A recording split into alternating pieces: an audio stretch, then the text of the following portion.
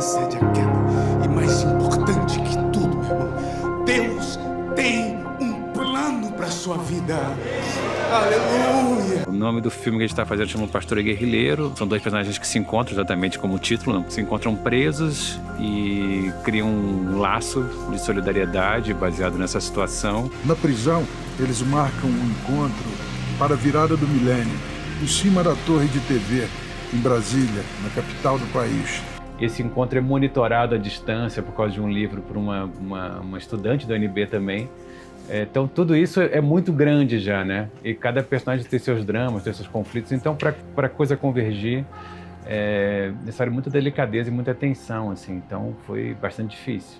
É um filme que trata da história, dos tempos passados e dos impactos nos dias atuais. É um olhar bastante singular sobre a ditadura militar no Brasil.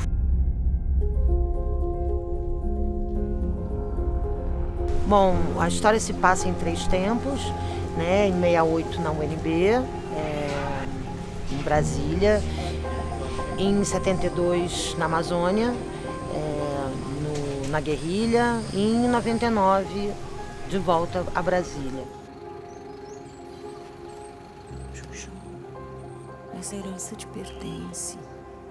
É uma experiência muito instigante fazer uma personagem em diversas épocas da vida dela. A gente vai filmar em 68, em 70, 71, 72, 73, durante a guerrilha. Então, existem algumas transformações pelas quais ela passa junto com o Brasil. Eu li o roteiro, algumas coisas me saltaram, né? Uma delas era a necessidade de realmente do corpo acompanhar a história. E nesse caso o corpo precisava ir se deteriorando, né? Emagrecendo, perdendo energia, perdendo vício, perdendo a humanidade. Então, de cara eu já propus entrar numa dieta que foi bastante intensa. E daí emagreci uns 9 quilos durante todo esse processo. Então acho que isso ajuda também na composição do personagem. Esse filme tem um grande desafio, que é a maquiagem em tempos diferentes. Tem personagem que é em 1973, depois vai para 1999.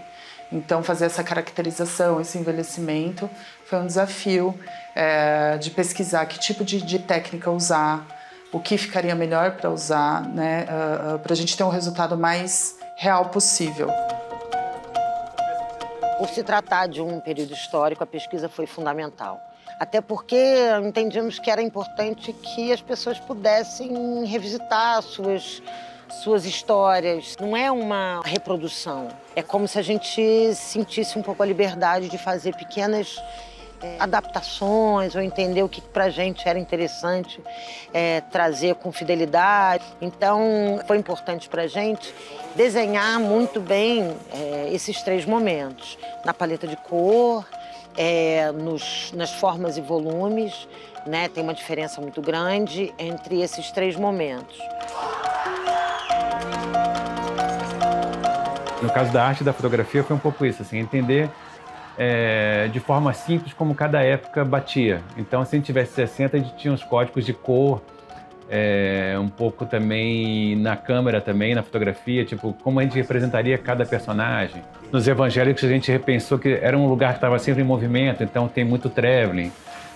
No caso da Juliana, tem uma estabilidade, a situação dela é uma situação bastante conflituosa, então acontece internamente, então precisava a câmera externar isso, então a câmera se move na mão muito mais. Enquanto o passado está visto meio à distância, então tem sempre uma câmera mais parada e um olhar mais contemplativo com um plano mais aberto.